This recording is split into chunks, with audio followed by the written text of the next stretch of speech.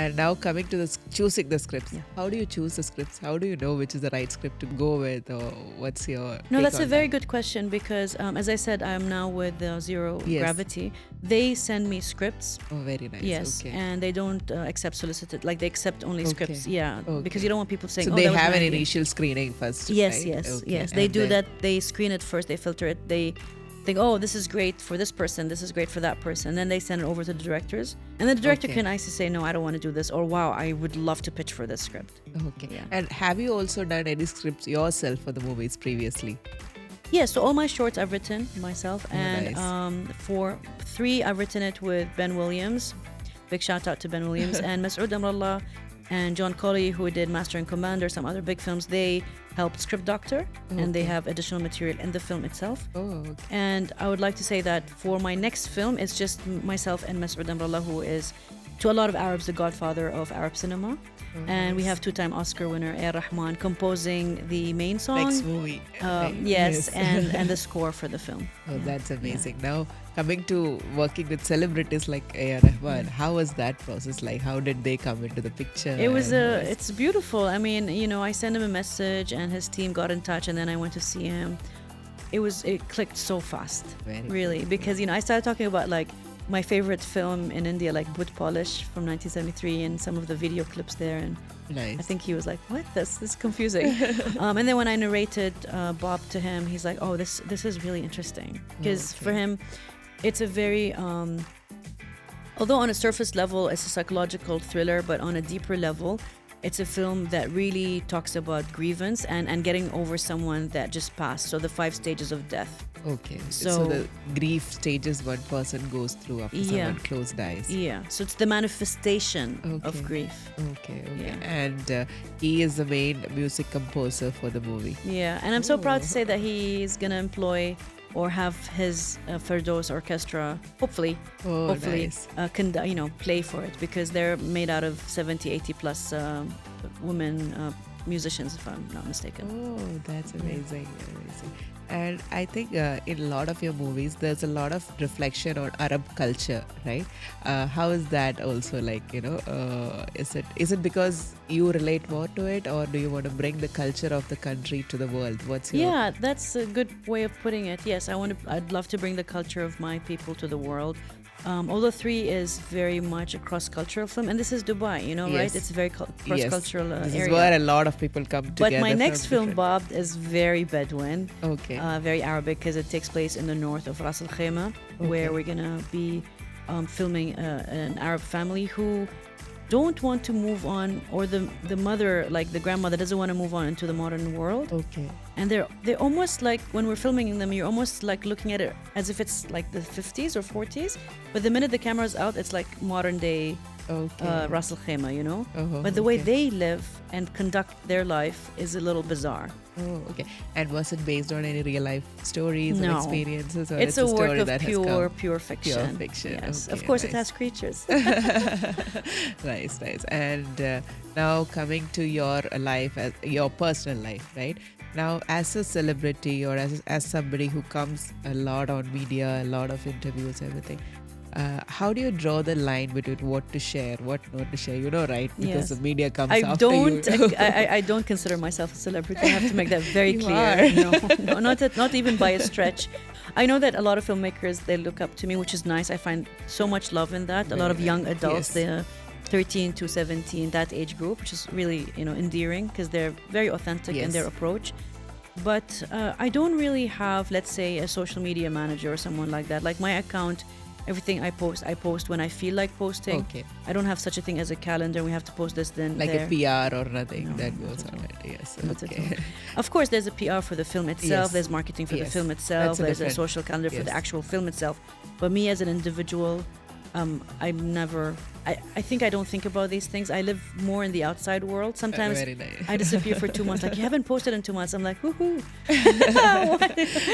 because I've been living, Okay. But I mean, I really live life to the max, because I love the family bubble that I'm in. It gives me Okay. so much joy.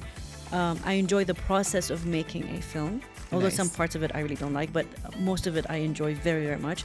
and then to see it, you know, like on the screen. Yeah, someone sent me a picture like a few days ago where they took a snap of the poster under a mall's garage, and I thought this is super cool. Very nice, very nice. And do people like get into your personal sides, like, you know, like because I see a lot of people when they have a public profile on social media, people get into like unnecessary negative comments. Did you face any such issues? Long time ago, not anymore. Okay. When they discovered my husband was a non-Emirati, he's from Switzerland, I had some backlash. Okay.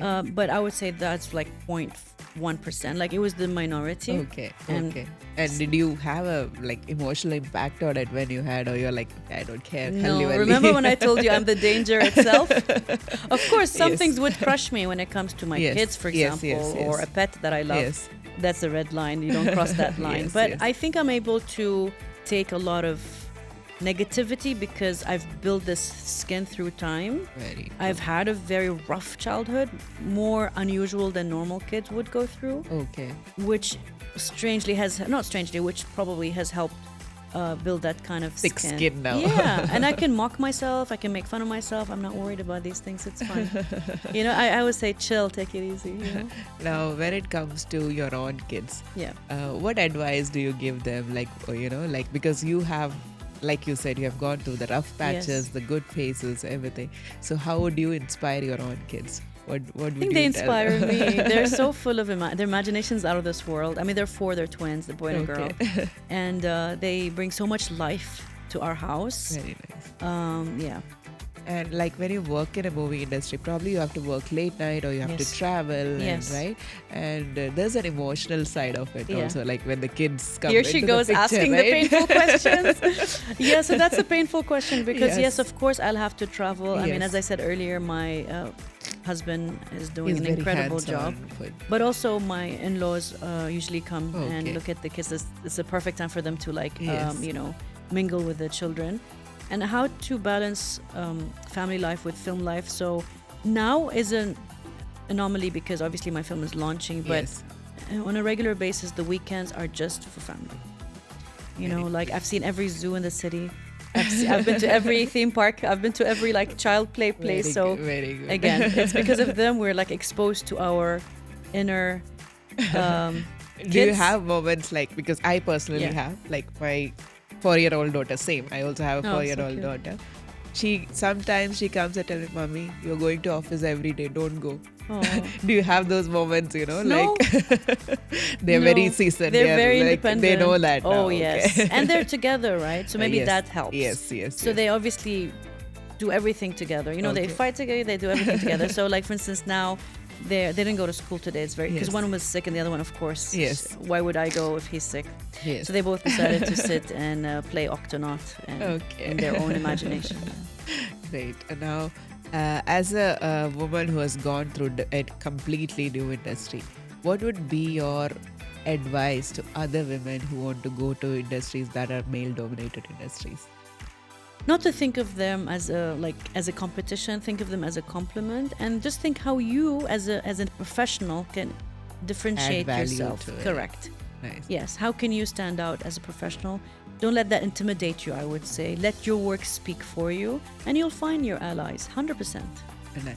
And have you ever faced safety issues being in a male-dominated industry? Oh, that's a good question. I'm trying to be like, you know, a moment where you had to be extra careful, you had to trust your intuitions, because I know like a lot of industries, when you I come from a construction industry. I used to be working in construction previously. That's another male dominated industry. So there are times I take extra care. Like when I go to a lot of the site visits, I probably message somebody I know, I'm going to this place, you know, just to keep myself safe. Do you do anything of that sort? Like, I don't think so. You know why? Because with film there's always like at least 10 to 15 people in a room. Yes. It's never like you're alone. Okay. So you never face anything of that sort? I faced something very strange, actually. I mean, I faced something I will never forget, and it really upset me. I was at the office, it was really late at night, and this young girl who was around 19, 20 came and sat in front of me, and I said, yes, can I help you? She's like, I'd love to be an actress. I'll do whatever it takes. And I said, I don't have a role right now, but you can watch out for any casting calls, and you can come and audition. And then she said the most shocking thing. She's like, I'll do whatever it takes. And I'm like, it's fine, chill. Yeah. You know, and then she went on saying some very ludicrous kind of anything very I could do, sexual right? stuff. Yes. And I said, we got to stop. You need to leave the office Yes. now. And I'm thinking, what if I was a guy? And someone who will, this is literally coming on, you know, like this is Yes. someone who's ready to do whatever it takes. Yes. And ready to expose. What if somebody had exploited Agreed. the situation, Yeah, right? and they would have had that transaction. I'm Yes. thinking, wow, you know, some of them are so desperate that they would stoop that. But to happen to a woman, myself, and why would she think that I would entertain something like that? Like there were so many questions in my head. That night really disturbed me. I mean, you asked me if I had anything. How desperate people could Yes, be, and it's right? never happened again, thank God. But I still think like, what happened to her for her to go to that extreme? You know? Yes, why It's would just- she be so much desperate to do anything to that extent, Yes, right? yes. I mean, the reason I asked this question was also because in Indian movie industries, I've heard a lot of such stories Yes. like that, right? Where people, like especially actors, that's why I was asking, Yeah. have you had anything very negative impact related to women? And what would be your advice to women who really want to be on top, especially the actresses and models, right? The glam industry. Yeah. Without compromising, how do they really reach that point? What would be your advice for that? Find female directors. I'm just kidding. No, that's not true. There are a lot of amazing male Yes. directors, you know, but I think just be honest with your craft, keep persevering, and if you're really, really good at what you do, the universe will find a way to take To care get of you you. there. Yes, for sure. You don't have to stoop low for anyone. Not in this day and age. Yes. Especially yes, after the Me Too movement, people are very Yes. scared. They're more aware. Yes. You know, that's They good. know that. I think it's more about we knowing our own worth before we actually go into Yes. anything Yes, of that yes, sort, absolutely, right? yes. And now as an entrepreneur, right? Like movie is also a business side of it. So now people going into the business side of movies, what is your advice on that? Like if I were to be an investor in movies or somebody of that sort, Yeah. what would be your advice for that? For the investors, you mean? Yes. Like as an entrepreneur, if I want Yes. to go into the movie industry, what is my scope and what would be those things? I would say do your due diligence. Yes. Watch a lot of, let's say, get professional consultation. Yes. You know, I would say that would be good. Like that's a good place to start. You know, get more familiar with the field you want to invest in. Right. Very true. Speak to owners of films, whether it's producers or previous investors, and learn a lot about them, and learn what went wrong and what didn't go wrong, and then make a sound decision based on that. Even when I find myself completely clueless, I usually go and resort to lots of consultation. So, for example, when I have a distribution contract, I've never seen one in my life that's real that I have to sign. Okay. So what do I do? So then I went and had to hire a few people, two actually to be precise, and took a few hours from their life to guide me through the contract because they've done this so many times before. Okay. So they'll know, and one of them came from the distribution side, so he can see how they think. Okay. It's costly, but it's definitely less expensive than signing something you have a zero idea, because that's going to come and haunt you in a very expensive way. Very good. So coming back to the question of the movie 3 that's releasing on February first week, right? Yeah. What is the whole movie about? What's the theme of the movie? Exorcism in Islam. Wow. Yeah, just in 3 words to wrap it up, but not Wow. really sensationalizing it of such. Like it's actually about a true story that Okay. took place in this city long time ago, and I'm sure it keeps happening in all cities in Arabia and in Okay. South America. You know, in the Arab world. I hate to say Oh, Arabia, okay. sorry. In the Arab world and South America and North Africa, many places actually, even Okay. areas in Europe like Italy. It still all- happens till okay. today. But obviously, in this story, the boy is 100% mentally sick. Okay. He probably has a slight schizophrenia, and it's acted by this wonderful child who I just found from Sharjah. Oh, is he also an Arab child? Yes, Saud Zar'ouni, who's fluent in both Arabic and English. So the language of the film is English-Arabic. Okay, it's a bilingual movie. Yeah, 65% in English, the rest is in Arabic. So it's for all the audience, it's not just for- the Arabic yes. audience. Actually, the biggest audience when we did the focus group was Asians. Oh, nice. Yeah, a lot of South Indians and Indians really liked the film. Oh, very good. And very more women than men, but I've seen men who really loved it. Actually, when we had it at the film festival in Saudi, yes, at the Red Sea, I had a guy and his friends who actually watched it twice. They came to the first screening and they came back again to the second screening. So that's a very good sign. I hope it happens again. Very good. So Yeah. if I want to watch the movie, where do I go watch it? It's in all the cinemas in the UAE, so no excuses. It's in all the cinemas. Please support Ground Root Cinema, and also in all the GCC countries. And it's releasing on February 1st. Yes, and Cairo and Jordan and Iraq. But all of the GCCs and obviously in every cinema in the UAE. It's how far a mother would go to save her son against all adversities. So it's quite tense that way. And I hope they like the ending. It's an amazing storyline. I look forward to watch the movie in the theaters as soon as it comes out. Yes. So I'm waiting to watch it. Oh, I think the best way to understand the film is to watch the trailer. And you can find the trailer on Vox Cinema's website and any other cinema, actually. Yes. So I look forward to watch the movie, and thank you so much for coming. Thank you. And before we close, any final advice you want to give to women in general? Women in general? Yes, of course. Please volunteer. It might be a very strange advice, but that's how it moved me into places in life. If you're in a certain field and you're not sure about something, volunteer, go a few times, build connections, and understand yourself better in that space. Once you know what you want, then you can go for it. But I think volunteering has helped me so much. Oh, this is the first time somebody told this advice on our show, because every time people say, yeah, you have to be after it, but you have been like very practical, saying, you know, go into the field, do it as a volunteer thing so that you know if it's for you or not. Correct. Thank you so much for being on our show. Thank you. Thank you. Thanks to all our audience. You can always subscribe to our channel, and don't forget to watch Nayla's new movie coming out, 3. Thank you. Thank you.